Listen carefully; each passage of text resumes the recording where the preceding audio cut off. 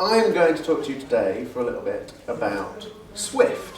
My name is Sam, by the way. My name is Sam Davies, and in fact, I always like to start a talk with a massive picture of my face, mainly because then I get to look at my face really big. And actually, it's about the same size, but if you don't like it here, you can look at it there. And I want my real name on Twitter for various tedious reasons. Well, in fact, only one tedious reason, and that is because my name is quite common, being as we live near Wales. And if you look up Sam Davies, I'm either an award-winning female surfer, or I think I'm probably a rugby player as well, but I'm definitely not any of those, so I want my real name. My name is Sam.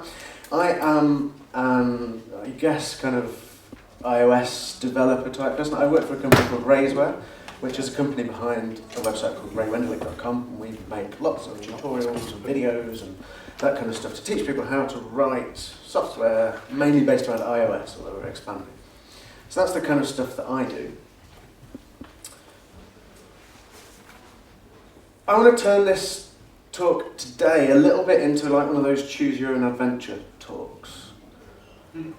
So I'm going to talk about Swift, and I don't really know how to pitch that, right? Because I don't know what the audience experience of something like Swift will be. So I wanted to make it so that I'm going to find out roughly where everybody's at, so that then I can try and target the talk for that. So, who's heard of Swift before we get going? That's good, so I don't have to explain what the word Swift is and what it is. It's great. How many people are Apple-type developers or have done Apple-type development? That's pretty good as well. And how many how many people have used Swift? That's ideal. Now you'll believe anything that I say. That's good. That's good. That kind of fits in. So I'm going to structure the talk today a little bit like I'm going to try and run through some of the similarities and differences with various different languages, and then if we get time at the end, I'm going to go a little bit deeper into some of the cool things that you can do in Swift that are maybe a little bit more difficult in other languages. I should point out at this stage that I've been using Swift for a year. I'm by no means, a language expert. So if you do know a lot about computer languages, programming languages even, I don't even know what they're called, then please take it with a pinch of salt. So Swift, what is Swift? You all kind of know. It's a language that was introduced about a year ago. In fact, the version 1 was released about a year ago. Some would argue it shouldn't have been a version 1, but that's where it is. So where did it come from? Because this is Apple, right? Apple's weird. We all know that Apple's weird when it comes to tech. They do loads of hidden stuff out of the way and then all of a sudden launch it upon the world. And then there's all these very excited people that want to go out and use Apple stuff because Apple made it and therefore it's amazing. But actually Swift's quite good. So I mean, that's what they do with everything, and that's exactly what happened with Swift. Nobody had any idea, like 18 months ago, that a new programming language was coming out.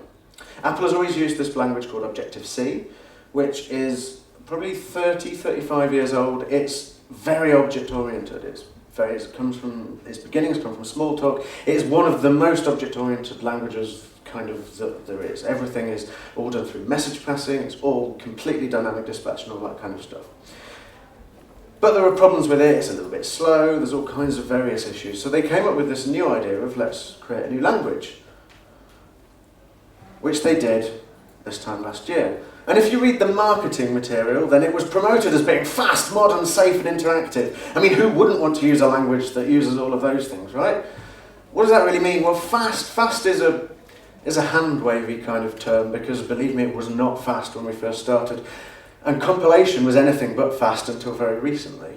It was a pain in the arse.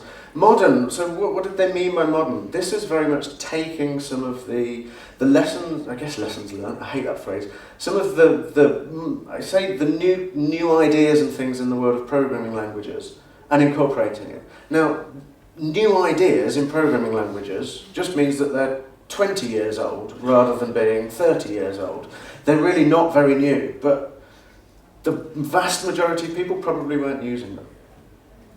It's safe. I think that probably kind of points at the fact that it's strongly typed. It's not dynamically typed like JavaScript or Ruby or anything. It's strongly typed.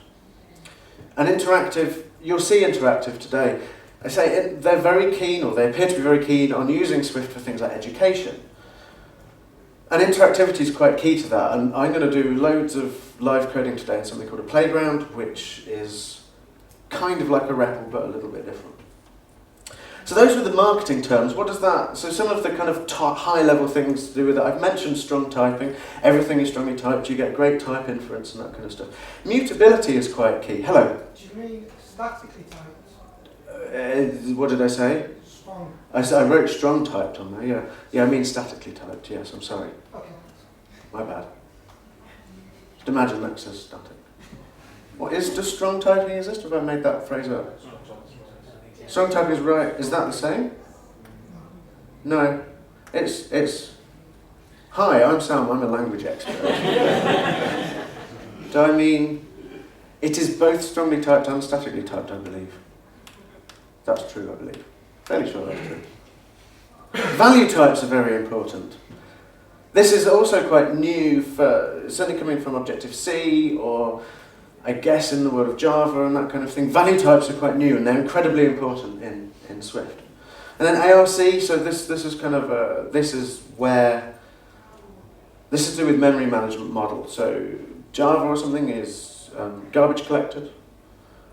Swift is reference counted, which means again, I'm slightly out of my depth. They're fundamentally the same thing, only one of them, reference counting, you decide at compile time.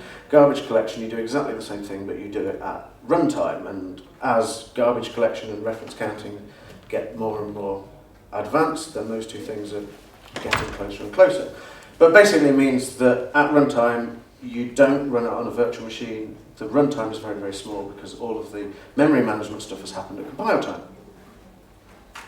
So I want to start out with a little bit of code. I hope you can kind of see that. It's just defining some kind of an array and calling sort on it. So my question is, what language is that?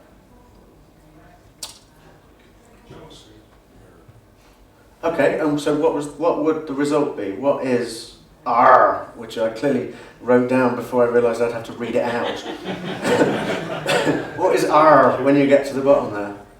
What would it be? Okay, so that's JavaScript. Yes, that's precisely JavaScript, and you're right, it does do that. It's also perfectly valid Swift. The difference being that the sort method doesn't sort in place, but instead returns the sorted value. So from that you get some kind of idea of the syntax, and also an idea of the reasoning behind the language and the approach that it takes. And that is that mutability is kind of treated as kind of bad. Everything is taking some of the aspects of the functional world where we'll prefer immutability over mutability wherever possible. And in fact, actually, creating a in-place sort is definitely possible. But because of the way that it's all kind of built, then it's a bit more difficult. Because actually, and we might talk about this later on, actually an array is a value type, and mutating value types is quite hard work. You have to tell it that you want to mutate it. Anyway, so I'm going to go through some getting started things. I'm going to spend most of my time in a playground doing a bit of coding, so that we can get through some of the differences and the similarities with different languages. We're going to talk about, as I said, mutability. We're going to talk about value types. We're going to talk about classes and structs, what they are, what the differences are. Talk a little bit about functions, because they have some slightly weird syntax when you first see them if you're coming from a different language. We'll talk about extensions, which are really cool, and finally a little bit about closures. And once we've done all of those, you should have some kind of idea, once we've gone through the code, some kind of idea of actually this is a language that is quite easy to use. Whereas if I was doing this in Objective-C, it would look completely alien. So, Can hello. I ask a general language question? Yes. For a new project, how mature is Swift? Will I use Swift for a new project if I was starting today? I think, right, so I would, because it's quite a lot, I find it a lot easier, a lot more expressive, a lot more productive. The issue with it is that if you then finish that project and then come back to it in a year's time, Swift will have moved on, which means the first thing you have to do is update all of your stuff. Now that pace of change is slowing down rapidly. Like if you looked at Swift now compared to the very first beta that we saw, kind of only 15 months ago, it's changed a reasonable amount.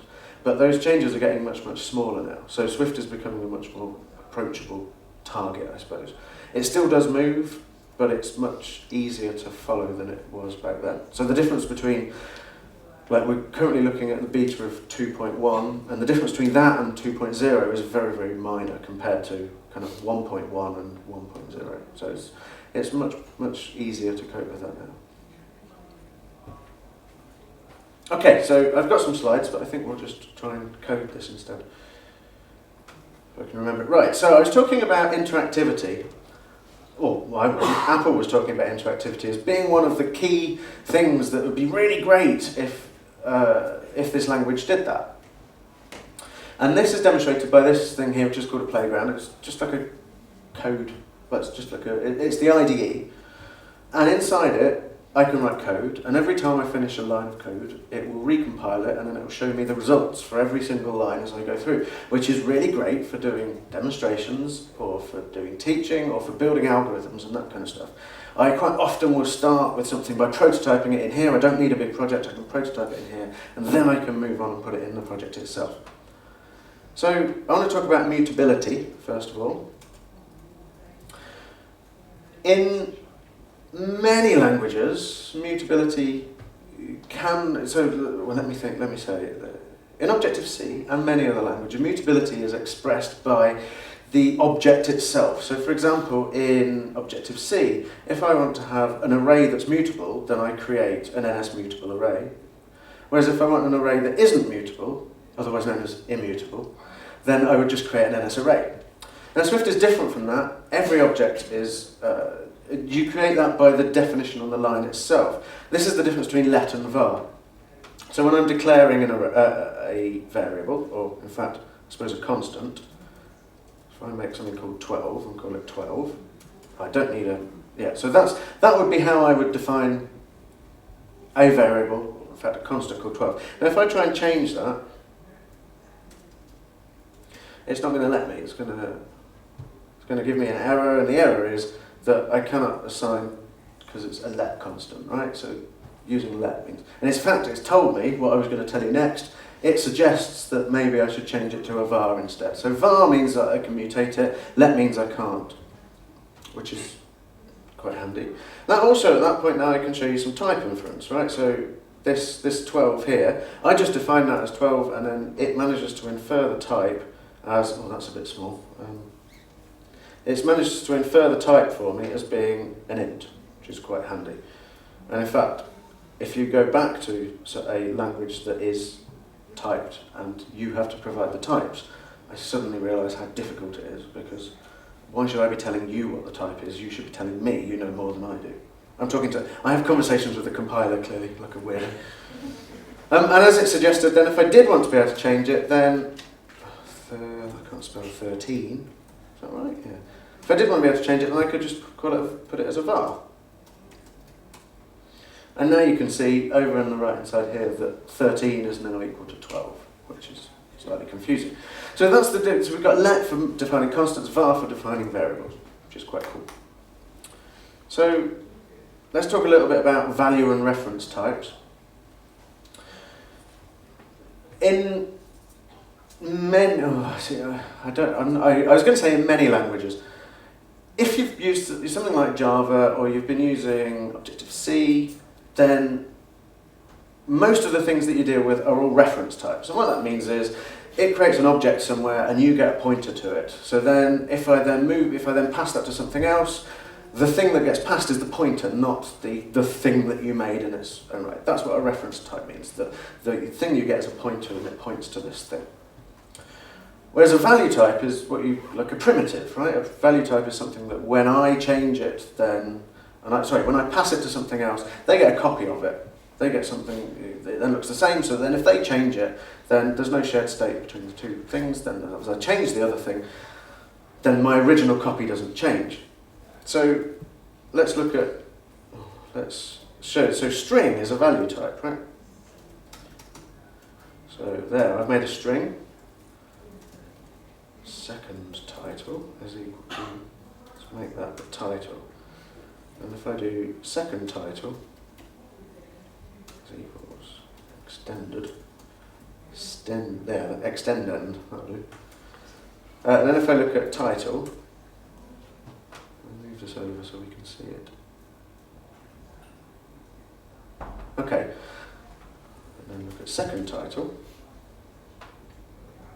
So if title were a reference type, then when I changed this, because that would just be a reference to the original one, then title itself would get extended as well, but it hasn't done. When you've passed it, it's copied it. Now down at the compiler level, it does this thing called copy on write. So for optimization purposes, this thing here, this second title, will actually still point at title until the point where I mutate the second title. And I mutate it. The point that I change second title, at which point it will then copy it and update it for you.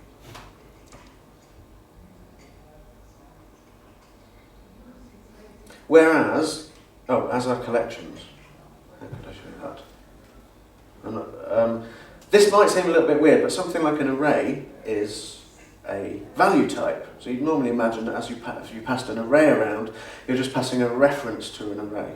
But actually, an array is a value type. So that means as I pass an array around, actually, I get a copy of the array, which is really helpful for things like if I'm looping through an array, then you never get that issue of can I mutate the array as I loop through it, what will happen? Because actually, you're just working your way through a copy of the array. You never will have that issue because you never see it. I don't have a very good, interesting demo for that. So basically, if I pass an array, then I get a copy of it. Again, copy on write happens there as well, it's for optimization purposes. But classes, in fact, classes are the only thing. Hello? Can I ask a really quick question? Sorry. Yeah, no, go for it. When you say about as soon as you mutate an array, you do a copy on write. What if you were adding 1 to every element? Is there an optimization to avoid creating n copies of the array for every entry's change? Do you mean as you're going to loop through the array and... Yeah, and just like add 1 to each. So I think at the point that you... I'm not entirely sure what the compiler does. I think that at the point that you first change the array, it will make a new copy. But I'm not sure of exactly what the compiler optimization is. It probably depends whether you write that as a loop or whether you apply something like you map a +1 function to it. We'll see we'll see the functional kind of way of doing that later. Right, so a class. I'm sorry, I should say that do ask questions as we go through, because I think it'd be more relevant to have questions earlier on. Hello, Colin. I've got one for you. My understanding or my belief is that the reason that arrays are value types rather than reference types is because the behaviour you explained with let and var only applies to value types. So if they could have made an array a reference type, but then you wouldn't be able to make an immutable array simply by substituting var for let. I don't know whether that's the reasoning behind it, but that's a good Sounds good. effect, Yeah, right? That's the main benefit from my perspective. Yeah. So when we're talking about let and var, then I said that let means that it's immutable and var means it's mutable. Then, if you have a reference type, then all that means is that that reference is mutable or immutable. The stuff inside it, you can do what the hell you like with. So if I have an immutable reference to a class, I can still mutate the class itself. What I can't do is replace that constant with a different object. Whereas with a value type, then obviously if I have a let variable, so a let constant, so an immutable value type, I can't change anything on that value type because you can't mutate them, right? Does that make sense?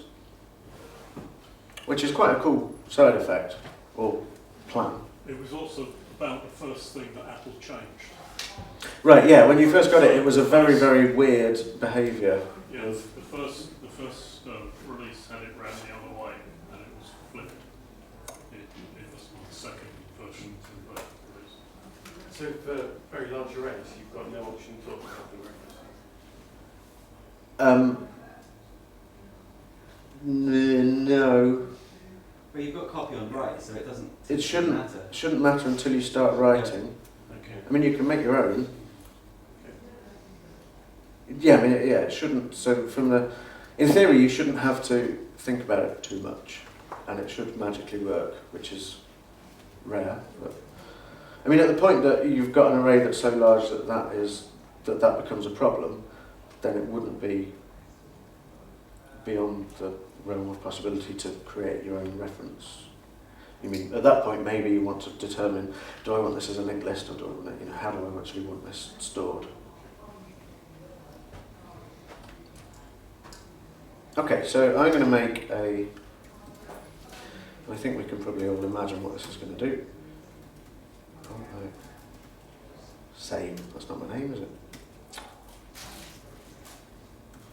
Oh. What's happened there? I don't want that.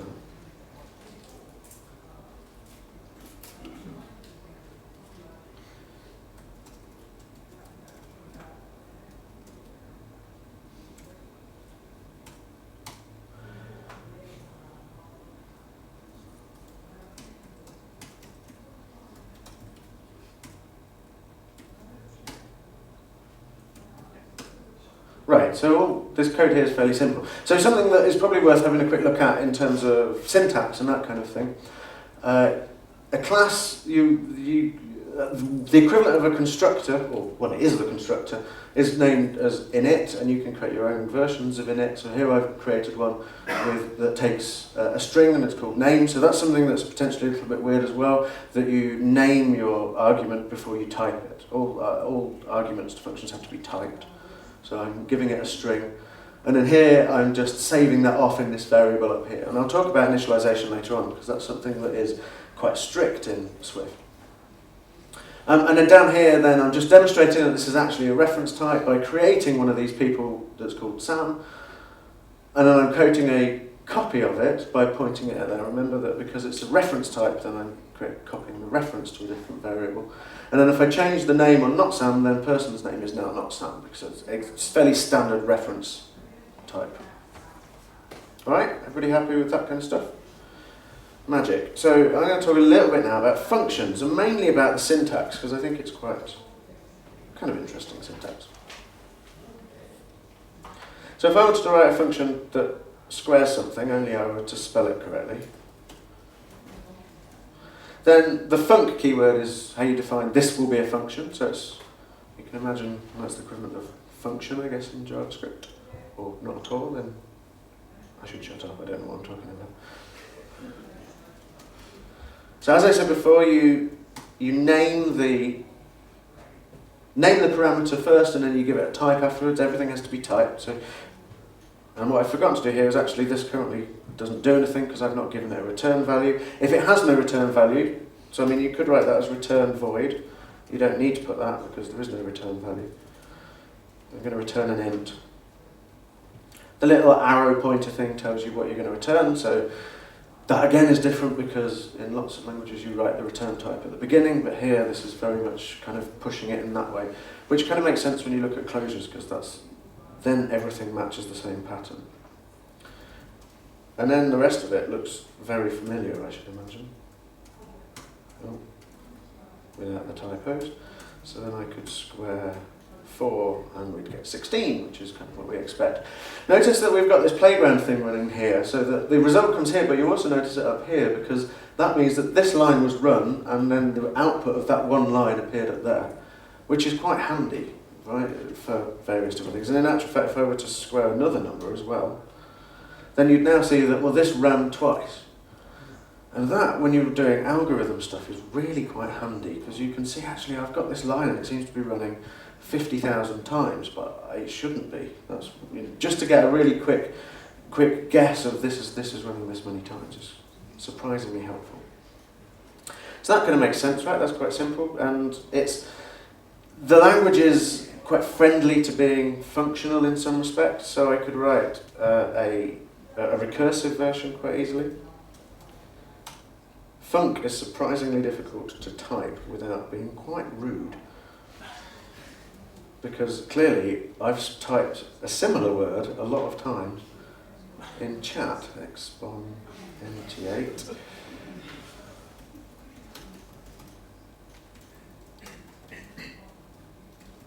So what if I wanted to make a more general function that looked like that, so using the easy to type exponentiate, then that would make sense to recurse that, I think, and I can just do. So using what's this called? Ternary. Thank you, ternary, thank you.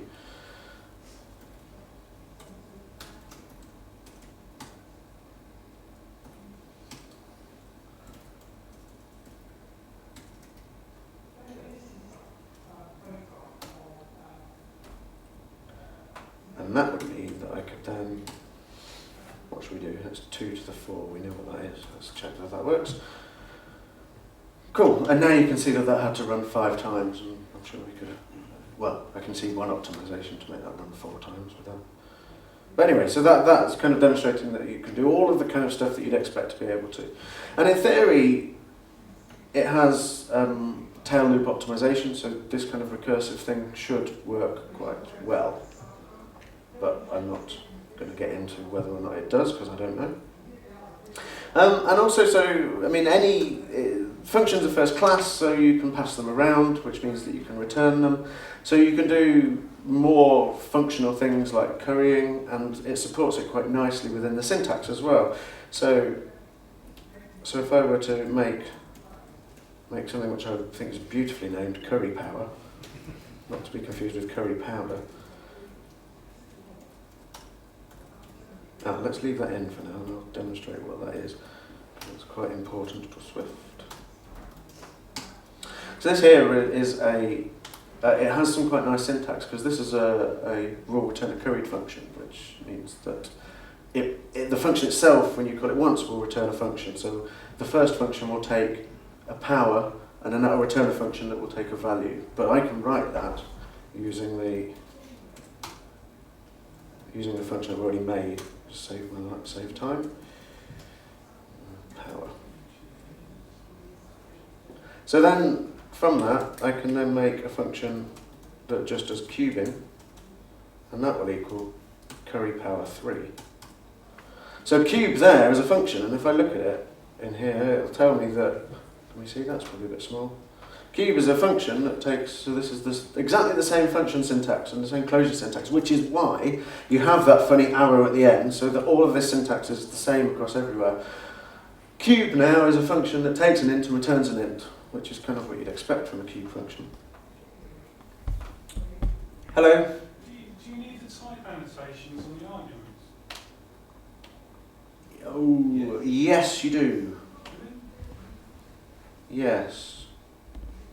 Yes. So it has type inference, but it can't do that. I'm fairly sure you do. I'm fairly sure. Well, how can it infer that those are integers rather than strings or anything else? It's inference rather than loosely typed. Although Camel and F sharp and Haskell can all do it, and Scala. Needs to be better.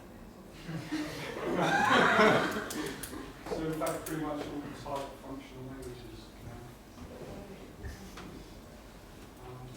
You will only be able to infer the power one, not the value. Oh, okay. So that should work. Well, could work. Not happy though, is it? I see. Typing was quite weak. Yes. We missed that since then.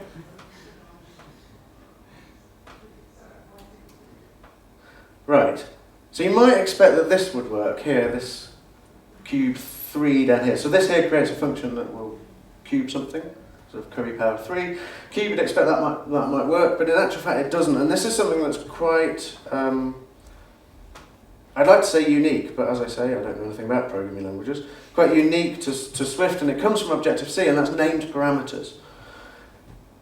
And I find going to a language that doesn't have them really hard work. Rather than having a function that has 8 different parameters and you don't really know what each of them is, in Swift, everything after the first one, which is a bit weird, everything after the first one, you have to have a name that goes with it. So for example here, this here is expecting value. And this isn't the best example because of this, because of the way that it's worked. But normally, you would have a function and it would take the first parameter, and then the next one, it would tell you what that parameter should be each time. So you don't end up with function f, and then you put in 3, 4, 7, 8. You would have to put f3, and then it would say the next one would be that x would be 4, and then y would be 3, which is, I find quite helpful, because then when I come and write functions in other languages, I don't really know what I'm doing. But I can get around that, so maybe I don't care about that. Then I can do this. And then it behaves more like a normal function. So this here says, I don't care about the name, it's just an unnamed parameter, which is quite handy. Okay? How are we doing for time? Oh, that's not helpful. It's 10 o'clock, right. Tried to look up what the time was, and it tells me that somebody's retweeted me. I don't care. I don't know what the time is. So extensions and closures. I'm going to run through these quite quickly. I think we're going to, well, I know we won't get to the more advanced stuff because I've enjoyed talking about this too much.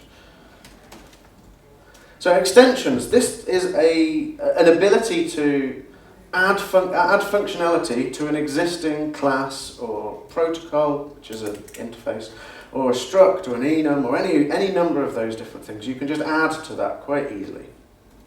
So I can add to an integer a new function called to the power. It takes an integer, it's going to return an integer, and I'm just going to return, because I've already written it, the exponentiate thing.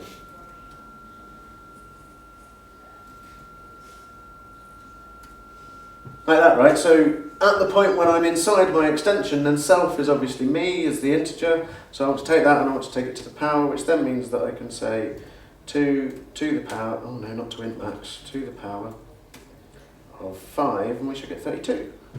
Which is quite cool. And you can add those extensions to any number of all of the different things.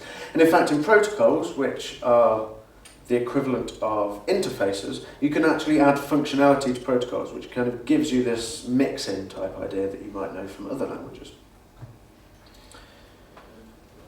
Closures. So having done functions, then closures are remarkably similar. So closures are just anonymous functions, right? And because of the syntax for functions, then closures look very, very similar. There's not a huge amount of difference. So, and one of the times that you might want to use a closure, and often, you often do, would be with some kind of asynchronous function. So if I had an async hello function, which took a name, and it took a callback,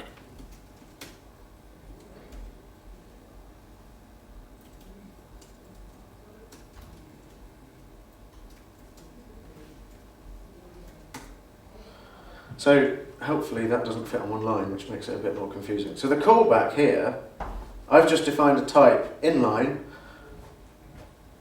which is, let me put it on a new line so it's all in one place. So the callback is just, put my input variables here, so we've got a string called reply, and it's returning void. It's just a void function that takes one argument. And then I can just call back with reply name, which is kind of a pointless function, but then means that I could do something asynchronous, and I could have my async hello function. And at this point here, then, there are many, many different ways of writing this return syntax. The first thing to note is that when I auto-expanded that, this here has closed that function. We've already got the close bracket for that function. And then this here has appeared as if it's like a separate, what's the word? Separate kind of... block. Separate block, thank you. And that is because that's just a kind of syntactic sugar. All that means is if you have a closure as the last argument in a function call, then you can expand it like this, which gives some quite nice looking syntax with that kind of stuff. And then here we're telling it that we've got reply going in, and then it's telling you it's return, that it's a void function. Actually, I don't need that because it's a void. We don't care about that. So let's just write this. So let's just do that. Shouty equal. No, not repeat. Apply dot to. No, not to uppercase string. And then just print out the reply. Oh no, let print out shouty. What was it? There you go. So you can see that that's doing what you'd expect it to. But actually, I can arguably improve the syntax more. That. Oh no, you go away. I don't actually need this either. Although it would like to think it does need it. If I put that in instead, then $0 just means this is the first argument that you were passed, and it still works, right? So now that's made that really quite concise and fairly easy to read.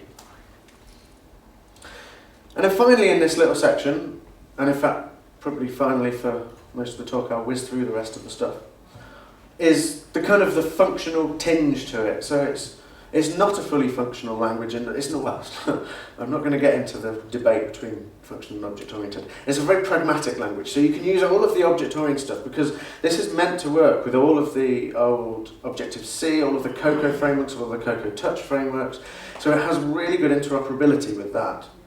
So it's very object-oriented in that respect. But it also has some fairly functional tinges. It's not a full-on functional language, as we've discussed, that the type inference isn't brilliant. It's better than some, but it's not brilliant. But some of the ways that you'll see some functional aspects, and in many respects, some of the use... no, I'm not going to say that. In many respects, when people think of functional languages, they think of this, which is not entirely true. But they're very useful, so I'm going to explain them. So I've got these scores, and I want to cube each of them because I seem to have made a cube function. Now, I could do that at the for loop, right, where I just go through each one of them and I loop it and I add it to an array and that kind of stuff. But in the kind of the functional type way of doing it, then I can take the scores array, and there's a map function on it. Now we're using this trailing closure syntax again. And in there, I just want to cube $0. In fact, I don't need to put that on different lines. But now that's so this map function is a kind of functional language concept. It means that you give it a collection. It's going to go through each of the elements in the collection and apply this function to that element, and then return you a new collection at the end which matches it. So here I'm using an array. You can use anything that conforms to the right collection type protocol, and then so you can manage to cube each one of the numbers in there. So map is one of the things that takes each element in turn and applies the function to it. You can also use, if I do large scores, there's one called filter as well, which is quite useful. So filter takes a closure, takes a function that takes one of the elements of the array and returns a Boolean. And if the answer is true, it keeps it. If it's false, it throws it away. Quite simple. So here... Sam, sorry. Hello. With the map, could you just write scores.mapcube? Yes. Yes. I think if I wrote cube... Oh, let me finish this so it doesn't complain. Sorry. No, not bigger than 0. That's not very big, is it? So if I did that, then yes, exactly, because that's a... because cube is just a function and you can pass it around and use it like that. So the syntax changes very slightly because now we're not using the closure, the trailing closure.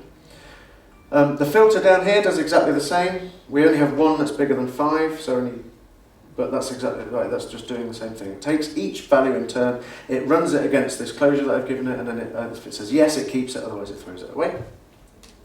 And then the final one, which is, I believe, and people that understand functional programming will know far more than I do, the most powerful of them, because you can make everything else out of this one, is called reduce.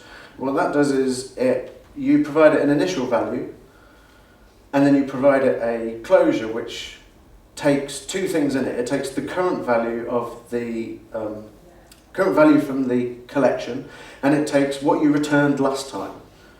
So as you can then go through, so if I wanted to work out the mean score, I'd start out with 0. So the first one I'd take it, okay, I've got a minute, I'm on it, thank you. So I'd put 0 in to begin with, and then my closure would simply say, unfortunately I've chosen mean score, so total score will be much easier to do. So $0 is, that was what you've returned at the end of the last iteration through. And then $1 is what's coming in next. I may have got those the wrong way around. So if I do that, that will give me the total, and then I just need to divide that by. And you notice that I have to do some explicit. It's not casting; it's changing it, making a double out of an int, because otherwise it would do integer division, and we'd end up with a fairly useless mean score, which I guess would be 3.